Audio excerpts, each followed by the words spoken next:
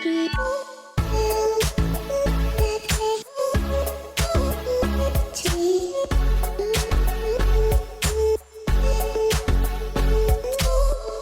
everyone, Brodie here with you once again from HVtraining, your certified and experienced USA Cycling expert level coach and strength and conditioning coach, here today to talk to you about power profiles. How does it affect your training? How does it affect your racing? And what should you and shouldn't you do based off of the power profile? The power profile is pretty much in its simplicity, it is a representation of what your energy systems are capable of, what you're good at, and what you're not as good at. So in road racing, we have three different types of power profiles. The first is going to be a time trialist. This is someone who has a very high functional threshold power or lactate threshold power.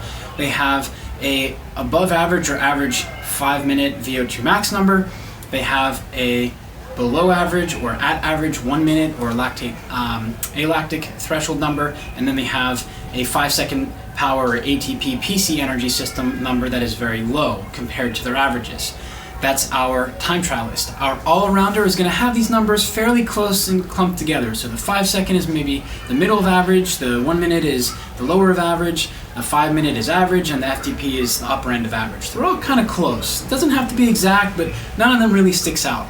The third type of person we have is a sprinter, and their 5-second ATP PC energy system is super. They are off the charts above average for their peers.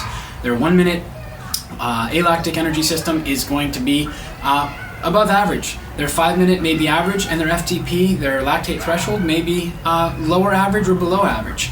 These are the three different types of power profiles that we may see in riders.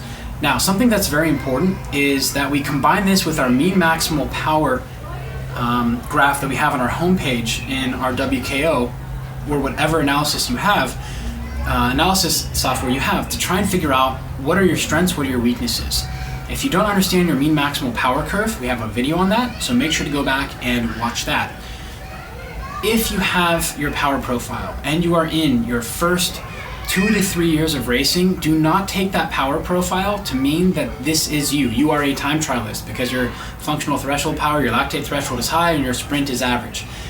The first 2 to 3 years of structured riding for a rider, we're going to see natural tendencies towards one or the other, but it also depends on what types of riding you like. So you may dislike sprinting but actually be a sprinter, but you just haven't uncovered that ability because you haven't stressed that energy system enough.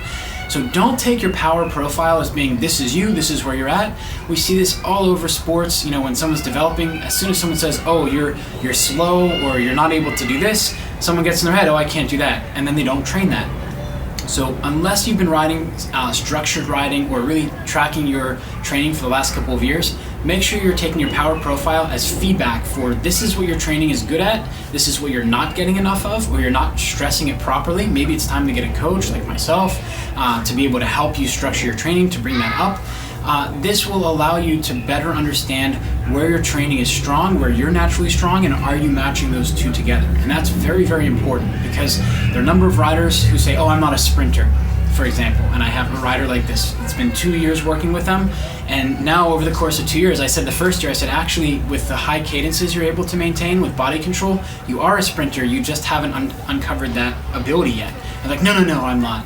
Yet this season, they find themselves keeping up with some of the best sprinters in their class from around the world, and they're not winning, but they're there until the last 200 meters, and that's pretty impressive considering they didn't consider that they could sprint at all. They're like, oh, I can't sprint at all, I'm not, it's a waste. But slowly, through a proper structured coaching approach, we've been bringing up their sprinting abilities with everything else.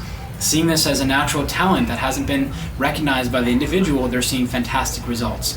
So don't take the power profile as this is you, this is where you're going to stay forever, unless you've been riding seriously for the last 3 or 4 years. It takes time to develop energy systems. We all have biases in our training and what we like to do, don't like to do, as well as structuring our rest recovery, which will be another video in and of itself.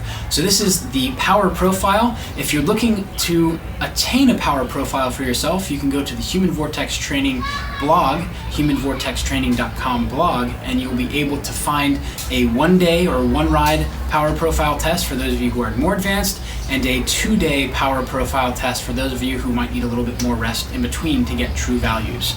So until next time, remember to train smarter, not harder, and it is all about you.